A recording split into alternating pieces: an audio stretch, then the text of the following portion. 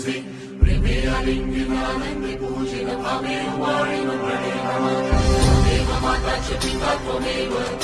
बंधुश्च सखा त्वमेव